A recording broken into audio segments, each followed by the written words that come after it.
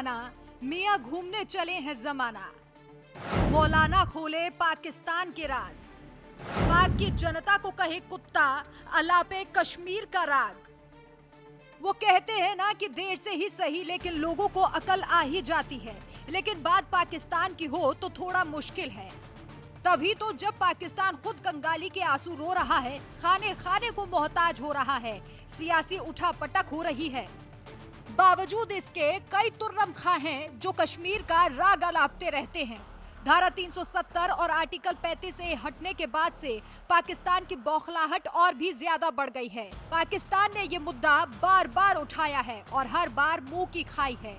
इस बार भी जब एससीओ सम्मेलन में भाग लेने के लिए पाक विदेश मंत्री बिलावल भुट्टो भारत आए, तब भी उन्होंने कश्मीर का मुद्दा उठाया था।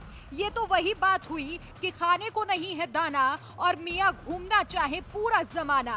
अब पाकिस्तान के एक मौलाना ने खुद ही अपने देश के लोगों को कुत्ता कह डाला है। हालांकि ऐसी भाषा का अपने देश के लोगों के लिए इस्तेमाल करना ठीक नहीं है, पर जब पाकिस्तान के लोग ही इस बात को मान रहे हैं तो क्या कहा जाए।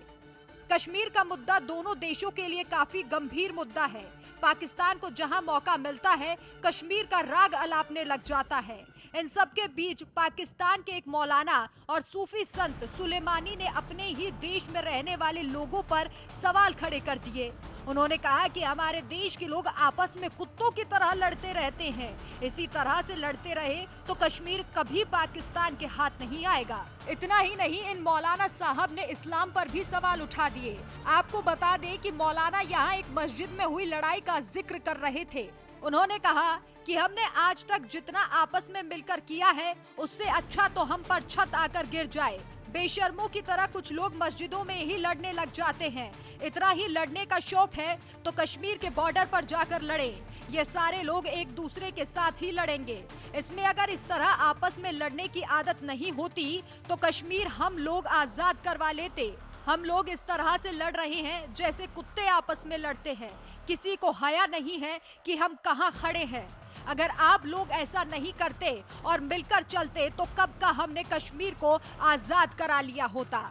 अब इन्हें कौन समझाए कि कश्मीर कभी पाकिस्तान को मिलने वाला नहीं है, क्योंकि कश्मीर भारत का अभिन्न अंग है। और ये बात तो खुद विदेश मंत्री एस जयशंकर ने भी पाकिस्तान के विदेश मंत्री बिलावल भुट्टो को समझाई थी, लेकिन पाकिस्तान को सीधी बातें थोड़ी कम समझ आती हैं। ये बात तो पाकिस्तान को भी पता है कि कश्मीर कयामत तक भारत का ही हिस्सा रहेगा। और सूफी संत ठीक ही कह रहे हैं कि कुत्तों की तरह लड़ने से अच्छा है कि पाकिस्तान पर ध्यान दिया जाए, क्योंकि अभी देश में खाने के लिए दाना नहीं है, चुनाव के लिए पैसे नहीं है, सरकार ठीक से नहीं चल रही है, खींचातानी हो रही है, मोर तक चोरी किए जा रहे हैं और ऐसे में पाकिस्तान को कश्मीर चाहिए। वैसे इन मौलाना साहब ने भारत के खिलाफ जहर भी खूब उगला है। ये वही सूफी संत हैं जिन्होंने कुछ दिन पहले कहा था कि एक दिन सारे बदबूदार सिखों को मुस्लिम बनाएंगे। इसका प्लान भी तैयार कर लिया गया है। इस सूफी संत ने गुरु नानक को भी अपशब्द कहे थे, लेकिन देर सवेर इन्हें भी भारत की ताकत का अंदाजा हो ही गया और इसी के साथ अपने मुल्क की सच्चाई का भी उन्होंने खुद ही खुलासा कर दिया।